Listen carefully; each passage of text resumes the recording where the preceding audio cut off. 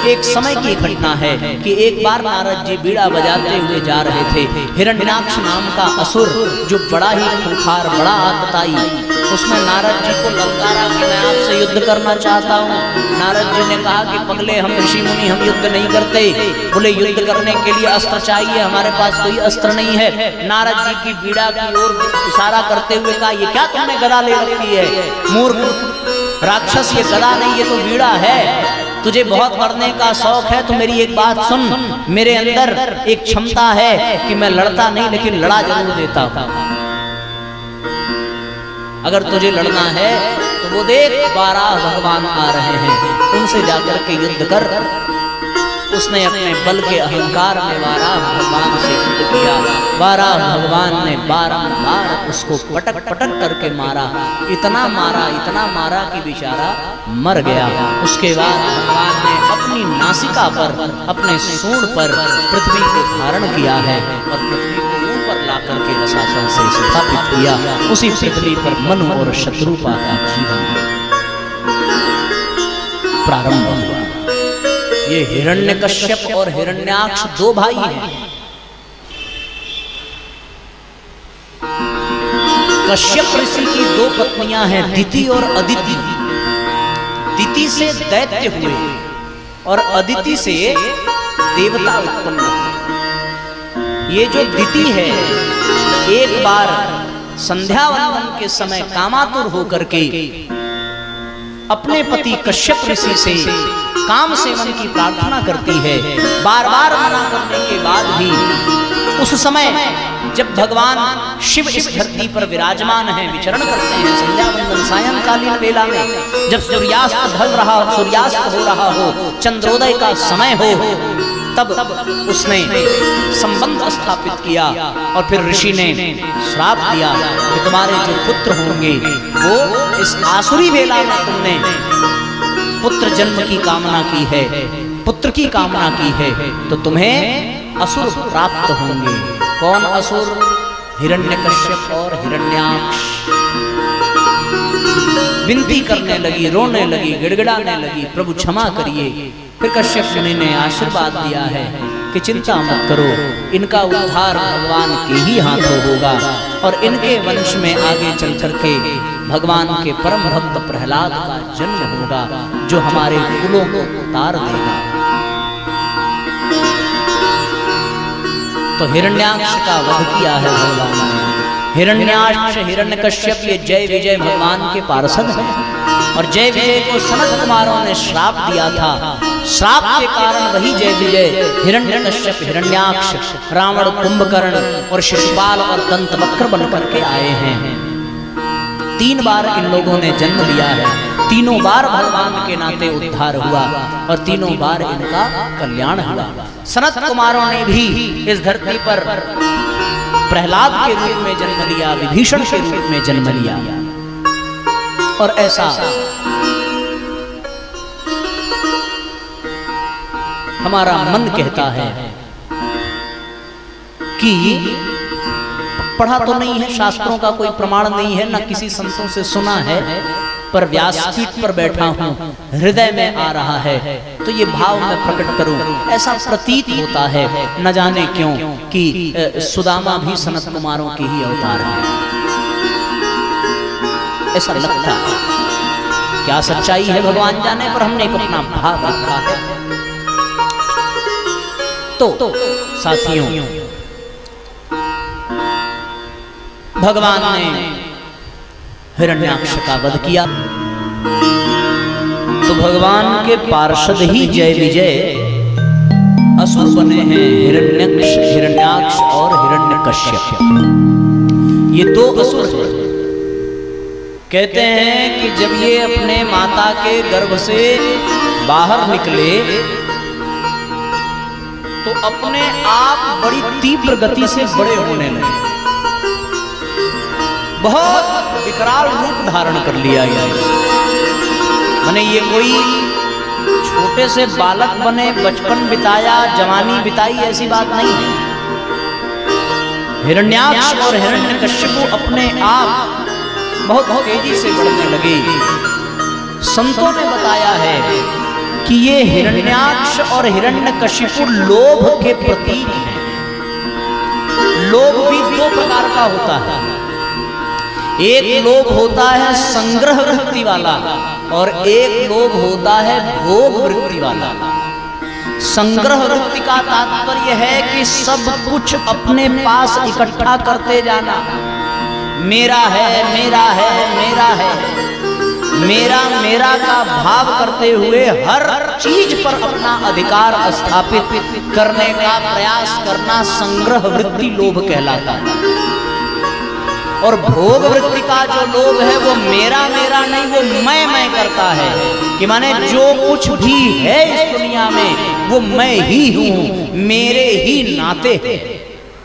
मेरा और मैं, यही दो ऐसे लोभ के प्रकार हैं जो लोभ की पराकाष्ठा पर मनुष्य को ले जाते हैं। और एक समय ऐसा आता है कि जीवन बेकार हो जाता है उस लोभ के चक्कर में, क्योंकि वो जो संग्रह करता है उसका लाभ वह स्वयं नहीं ले पाता। और जो भोग वृत्ति से लोभ करता है, सब कुछ अपने आप को ही समझता है, वह इतना पतित हो जाता है कि अंत में उसे ही अपने मुंह की खानी पड़ती है। लोभ बड़ी बेकार चीज है। दुनिया में जितने भी अपराध हैं वो सारे अपराध के पीछे केवल 3 कारण है। तात 3 अति प्रबल खल, काम क्रोध अरु लोभ। कोई भी पाप आप उठा करके देखें, चाहे वो अत्याचार हो, भ्रष्टाचार हो, बलात्कार हो, कुछ भी हो, केवल इसी 3 दोष के कारण, काम क्रोध और लोभ, बस यही है। लोभ में व्यक्ति सब कुछ इकट्ठा करना चाहता है। आप जरा कल्पना करके देखिए, एक सत्य घटना बताएं। एक बार सिकंदर पूरी दुनिया का विजेता जा रहा था। रास्ते में कुछ भारतीय संस्कृति के संत विद्यमान थे। संतों को प्रणाम किया। संतों को प्रणाम करने के पश्चात संतों ने कहा, कहां जा रहे हो? उसने कहा कि भगवान सब जीत लिया है, अब केवल भारत रह गया है जीतने को, उस पर भी चढ़ाई करने जा रहे हैं। संतों ने कहा, एक भैया हमारा काम कर देते, उसके बाद तुम जाते। उन्हें पूछा क्या काम करना है? संत ने अपने कुर्ते में से एक सुई निकाली और सुई निकाल करके सिकंदर को पकड़ाया। कहने लगे संत कि एक काम करना, कुछ दिन के हम मेहमान हैं, हम स्वर्ग में जाएंगे और आप इतने महान हैं तो आप भी स्वर्ग में ही आएंगे। तो वहां सुना है सब कुछ मिल जाता है, पर कपड़ा सिलने के लिए सुई नहीं मिलती। क्यों? क्योंकि देवता वस्त्र पहनते नहीं, उनके दिव्य वस्त्र होते हैं, फटते नहीं। हम लोग तो देवता हैं नहीं, जाएंगे तो कपड़ा सिलने के लिए भैया सुई धागे की जरूरत पड़ेगी। एक काम करना सिकंदर भैया, भारत को तो जीत लो और राज्य करो और पूरी दुनिया के राजा बन जाओ, लेकिन जब स्वर्ग आना तो ये सुई जरा साथ लेते आना, क्योंकि वहां हमें जरूरत पड़ेगी। हम तो इसे नहीं ले जा पा रहे हैं, हम तो इसे नहीं पहुंचा पाएंगे, पर तुम तो पूरी दुनिया के विजेता हो, क्या पता तुम लेकर के चले आओ। सिकंदर ने कहा कि महाराज क्या मजाक करते हैं, क्या यहाँ से कोई कुछ लेकर के जा सकता है? संतों ने कहा जब नहीं ले जा सकता तो कहाँ पगला रहे हो? किसके लिए पगला रहे हो भाई? जितने में थे उतने में ही खुश रहे। किसी दूसरे संत ने कहा क्या करोगे पूरी दुनिया जीत करके? पूरी दुनिया को जीतने के पश्चात महाराज मैं एक बहुत बड़ा शीश महल बनवाऊंगा। बोले फिर क्या करोगे? बोले शीश महल में नौकर चाकर रखूंगा। बोले फिर क्या करोगे? बोले नौकर चाकरों से खूब बढ़िया बढ़िया व्यंजन सेवा कराऊंगा, व्यंजन बनवाऊंगा। बोले उसके बाद क्या करोगे? बोले उसके बाद शीश महल में बीचों बीच में पलंग लगा करके आराम करूंगा। संत जमीन पर लेट करके कहने लगे कि सूरज की धूप आ रही है, रास्ते में से हट जाओ। जो कार्य तुम पूरी दुनिया को जीतने के बाद करने वाले हो वो आराम मुझे अभी मिल रहा है, क्योंकि तुमने दुनिया को जीतने की सोची है, पर हमने अपने आप को जीता है। जो स्वयं को जीत लेता है वही तो आत्म विजेता होता है और वो सदैव स्वर्गीय सुख का आत्मानंद का अनुभव करता है। अरे बाप, सिकंदर की आंख खुल गई कि मैं किस चक्कर में पड़ा रहा।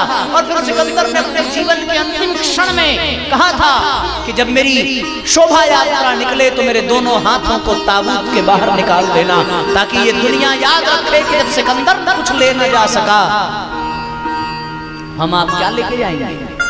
कोई कुछ नहीं ले जा सकता।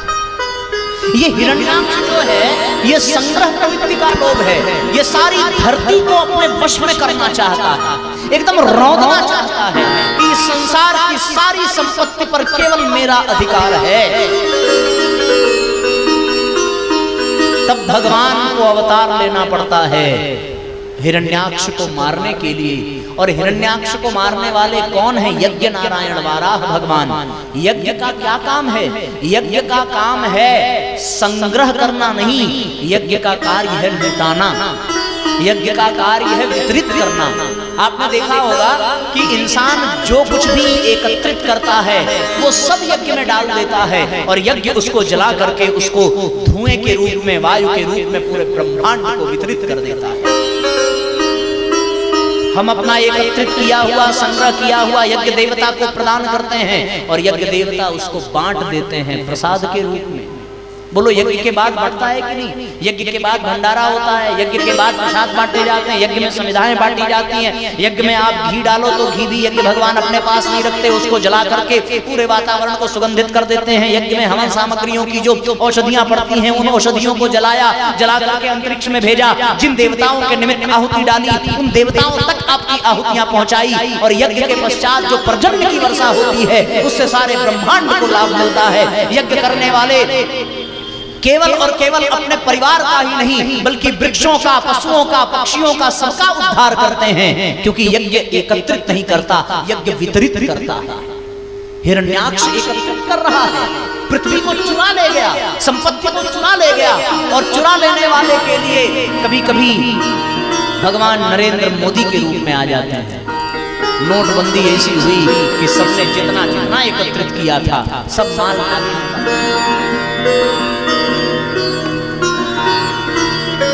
संपत्ति एकत्रित करने के लिए नहीं है। संपत्ति की विशेषता, संपत्ति की उपयोगिता इसी में है कि वो अच्छे से अच्छे कार्य में लग सके।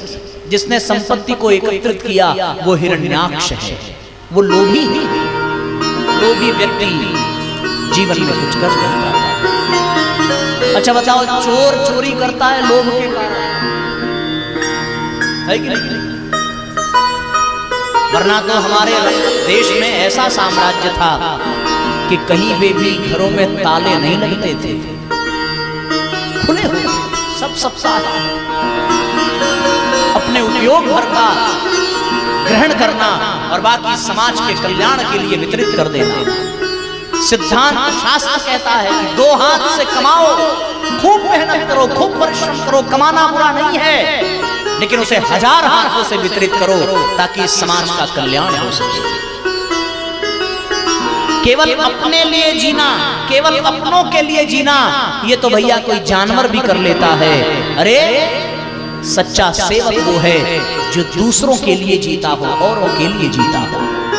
वृक्ष अपना फल अपने लिए नहीं समेटता, नदियां अपना जल स्वयं नहीं पी जाती, सूर्य अपने प्रकाश को अपने तक सीमित नहीं रखता, चंद्रमा शीतलता अपने तक नहीं रखता, और औषधियां अपने प्रतिभा, अपनी क्षमता को सबके कल्याण में लगा देती हैं। पर्वत जड़ी बूटियों को वितरित कर देता है, वायु सुगंधित, पवन एक दूसरे को उल्लास प्रदान करता है, पुष्प मनोहरता प्रदान करता है, धरती अन्न और जल प्रदान करती है।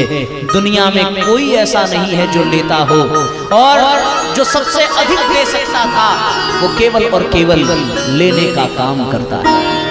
गाय पशु है, वो दूध देती है, पशुओं ने भी देना सीखा है, प्रकृति ने देना सीखा है, लेकिन जो सबको दे सकता था उस मनुष्य ने केवल और केवल लेना सीखा। देने वाला ही देवता है और लेने वाला ही राक्षस है। इसलिए यज्ञ हमें देने की सीख देता है, यज्ञ हमें वितरित करने की सीख देता है। आनंद तो भैया लेने में नहीं, आनंद देने में है। कभी एक प्रयोग करके देखना, आप दूसरे की वस्तु ले लीजिए, उसमें आपको मजा है, या आप अपनी प्रिय वस्तु किसी को दे दीजिए, तब आप देखना दूसरे की वस्तु लेंगे तो मन प्रसन्न हो जाएगा, लेकिन आत्मा पर ऋण चढ़ जाएगा। लेकिन जब आप किसी को कुछ दे देंगे तो फिर आत्मा प्रसन्न हो जाएगी और मन आनंदित हो जाएगा। देने में बड़ा मजा है। आपने देखा है वो छोटे छोटे बच्चे, उनमें संग्रह की वृत्ति नहीं होती। वो क्या जाने 100 की नोट, वो क्या जाने 1000 की नोट, उनसे मांगो और वो तुरंत दे देते हैं। और देने में उनको कितना आनंद आता है। माँ बाप भी प्रसन्न होते हैं, अरे वाह इसने हमें ये दे दिया, इसने हमें ये दे दिया, ये देना सीख रहा है। हम अपने बच्चों को देना सिखाएं, हम अपने आप को देना सिखाएं। कभी कभी बच्चों की परीक्षा लेने के लिए 2 भाई घर में हैं तो बड़े वाले को थोड़ा ज्यादा दे दिया, देखूं बड़ा वाला देता है कि नहीं देता। और फिर देखते हैं, और फिर जब बड़ा वाला अपने हिस्से में से अपने छोटे भाई को देता है, कितना आनंद आता है। भैया देने का मजा कुछ और है, वो मजा लेने में कभी नहीं। देने में जो आनंद है वो स्थायी आनंद है, एकदम अद्भुत आनंद। इसलिए संग्रह मत करो। संग्रह करने वाला भोगी होता है, संग्रह करने वाला बेकार होता है, लोभी होता है। वितरित करिए, क्योंकि वितरित करने से ही भगवान आपको देगा, है ना? अगर आप देना छोड़ दीजिए तो आपको मिलना भी छूट जाएगा। एक और बात यह है कि यदि आप सांस ले रहे हैं तो केवल एक ही कारण है, क्योंकि आप बदले में सांस दे रहे हैं। देना छोड़ दीजिए तो मिलना बंद हो जाएगा। सांस बाहर निकालिए और सांस भीतर ले लीजिए और फिर जिद करिए कि ना ना हम अपने अंदर की सांस बाहर नहीं देंगे, तब बताओ भैया दूसरी सांस ले पाओगे? इसलिए साथियों देना हमें आना चाहिए।